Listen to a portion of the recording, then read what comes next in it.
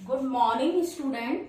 आज हम संवाद लेखन के बारे में जानेंगे कि संवाद लेखन क्या है, संवाद कैसे लिखा जाता है।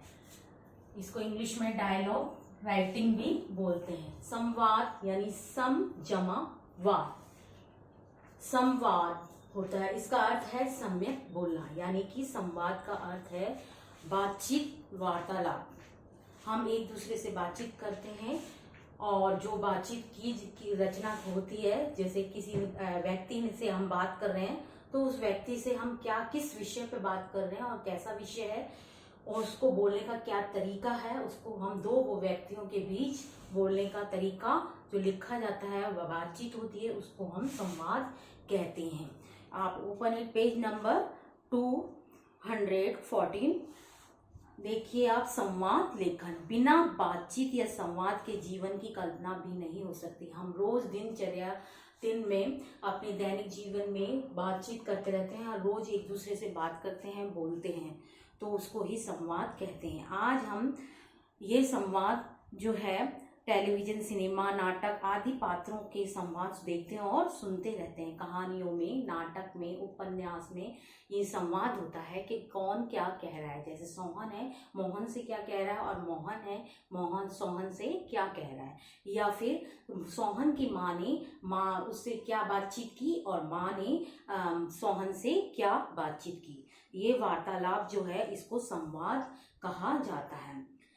हाँ, नाटक तो ही पूरा संवाद होता है। कोई भी कहानी, उपन्यास, स्मृति लेख, यानी कि कोई भी कहानी, यादगार लेख, हमारे जीवन से संबंधित जो भी कुछ होता है वो संवाद कहलाता है। संवाद लिखने के लिए आपको कुछ बातों को ध्यान में रखना होगा। कौन सी वो बातें हैं जो हमें ध्यान में रखनी होगी? सबसे पहले, संवाद लिखते समय आपको यह ध्यान में रखना है जो दो पात्र हैं जो आपस में बातचीत कर रहे हैं, उनकी जो बातचीत है उनकी उम्र का ध्यान रखना होगा कि वो किस उम्र के हैं, वो दो व्यक्ति, और उनकी आयु क्या है।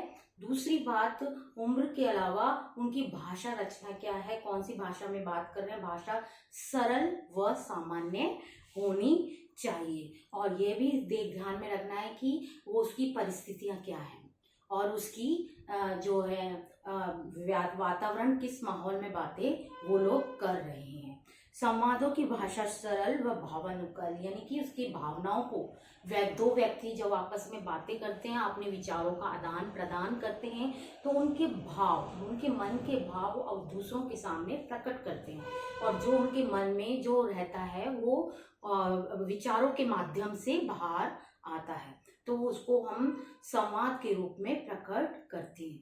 तीसरी बात यह है कि संवाद लेखन में भाषा का जो बोलचाल है वो साधारण और होना चाहिए, सामान्य होना चाहिए। दो व्यक्तियों के संवाद लेखन में दोनों की आयु, शिक्षा आदि का ध्यान रखना चाहिए, और संवाद में क्रमबद्ध होना चाहिए कि वो उसने क्या जवाब दिया है, क्या प्रश्न पूछा है या क्या जवाब दे रहा है, तो उसका दूसरा व्यक्ति जो है उसी मुद्दे पर यानी उसी विषय पर ध्यान रखते हुए बातचीत करेगा। यानी कि जो भी प्रश्न आपको दिया गया है संवाद के रूप में, डायलॉग के रूप में अगर प्रश्न आता है आपके, तो फिर उसको ध्यान में रख करके, उस प्रश्न को ध्यान में रख के कि क्या किया है, वो उसी विषय पर आपको बातचीत करनी है, उस विषय से आपको हटना नहीं है। क्योंकि सीबीएसई के अकॉर्डिंग आपके कक्षा 6 से लेकर 10 तक संवाद लेखन और विज्ञापन रचना आती है। 5 मार्क्स का आता है ये, तो 5 मार्क्स आपको पूरे किस तरह से लेने हैं नंबर, तो मैं आपको ये 5-6 बातों का विशेष रूप से ध्यान रखना है कि जिस प्रश्न से, जिस विषय पर आपसे बातचीत करने को कहा है उस विषय पर ही बातचीत होनी चाहिए, उस विषय से आपको हटना नहीं है। और आखिरी और अंतिम विशेषता यह है कि आपको डायलॉग बोलते वक्त, यानी कि संवाद बोलते वक्त, लास्ट में, अंत में ये रखना है कि जो भी आपकी समस्या है, जिस विषय पे आप बात कर रहे हैं किसी व्यक्ति से, उस विषय का समाधान, उस समस्या का समाधान अंत में होना चाहिए, तब आपका संवाद पूरा कंप्लीट यानी कि कंप्लीट हो जाएगा और खत्म हो जाएगा। तो इस अंत में आपको अच्छा समाधान देना उस विषय पर। जैसे कि मैं उदाहरण के लिए बता देती हूँ आपको कि आपके प्रश्न आता है कि वार्षिक परीक्षा के लिए तैयारी करनी होती हूँ, एक पिता और पुत्र के मध्य यानी कि बीच में होने वाली वार्तालाप, वार्तालाप मतलब संवाद, संवाद को आप अपने शब्दों में बताइए या लिखिए।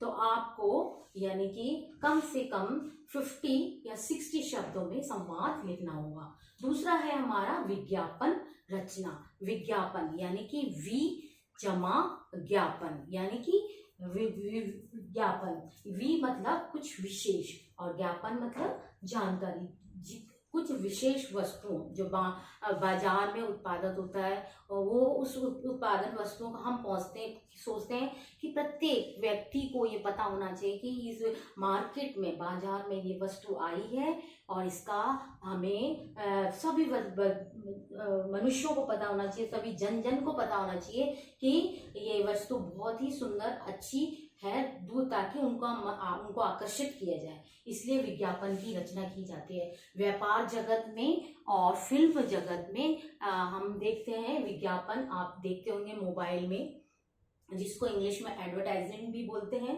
विज्ञापन आप देखते हैं और सुनते भी हैं कि कितना आकर्षक होता है। क्यों आकर्षक क्यों होता है? क्योंकि मनुष्य को यानी कि जन जन को, व्यक्तियों को आकर्षित करने के लिए कि ये वस्तुओं को आप खरीदें और इसको इस्तेमाल करें, इसका उपयोग करें। और इस विज्ञापन को बनाने के लिए हमको सबसे पहले एक कॉलम बनाना होगा, सीमा रेखा निर्धारित करनी होगी। ये भी सीबीएसई के अकॉर्डिंग आपके 5 मार्क्स का आएगा ये, और 5 मार्क्स का लेने के लिए आपको इस तरह से विज्ञापन लिखना होगा। इसकी सबसे पहले विशेष बात यह है कि विज्ञापन जिस वस्तु का, किसी भी वस्तु का, जिस वस्तु का विज्ञापन कर रहे हैं, कपड़े का है, सर्फ का है, पेंसिल का है, जेल पेन का है, किसी भी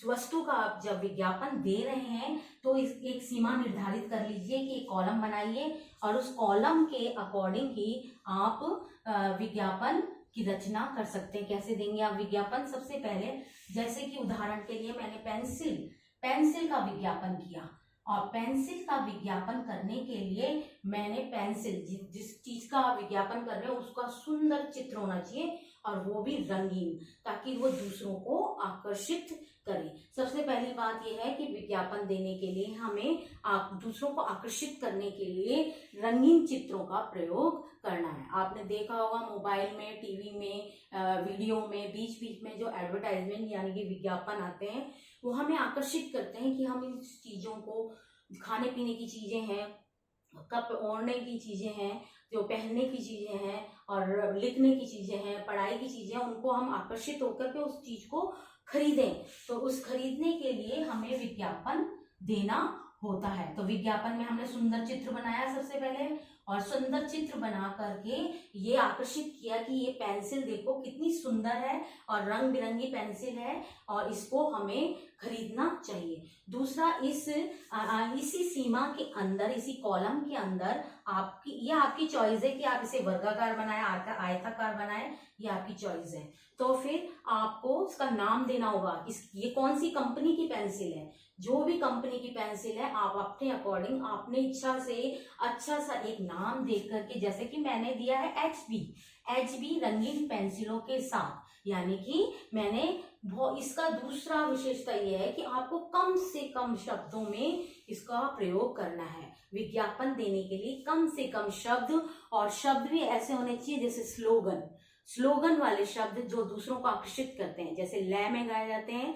और लय में गा करके हम इसको आकर्षित करते हैं। आपने देखा होगा बहुत पुराने समय से वॉशिंग पाउडर निरमा चला आ रहा है, जिसका एडवर्टाइजमेंट आप दूरदर्शन पे, टीवी पे, टेलीविजन पे बहुत जगह देखते हैं कि दूध जैसी सफेदी निरमा से आए, रंगीन कपड़ा खिल खिल जाए। तो ये ऐसे ही मैंने HB के लिए लिखा है, लिखो तो जानो। मैंने तो स्लोगन दिया है मेरे हिसाब से कि मैंने कि लिखो तो जानो, यानी कि पेंसिल इतनी अच्छी है कि तब जब आप खरीदेंगे और लिखेंगे तभी आपको इसके विषय में पता चलेगा कि वो पेंसिल कैसी है। और तीसरा कॉलम है इसकी विशेषताएं, कि पेंसिल हमारी इतनी अच्छी है, कम घिसती है और चलती ज्यादा है, टूटती नहीं है, और ये बहुत कलरफुल है, और आप इसको हमेशा जीवन भर यूज कर सकते हैं, और सुंदर लेख के लिए शार्प पेंसिल है ये इसके साथ। और तीसरी बात है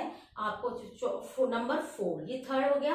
अब नंबर 4 पे आपको ये बताना है कि इन पेंसिलों की छूट क्या है, यानी कि आपको कुछ छूट देनी होगी। यानी कि अगर हम किसी विषय वस्तु को बेचने के लिए उस पर छूट लगा देते हैं तो वो वस्तु ज्यादा बिकती है और लोग उस पे बहुत आकर्षित होते हैं।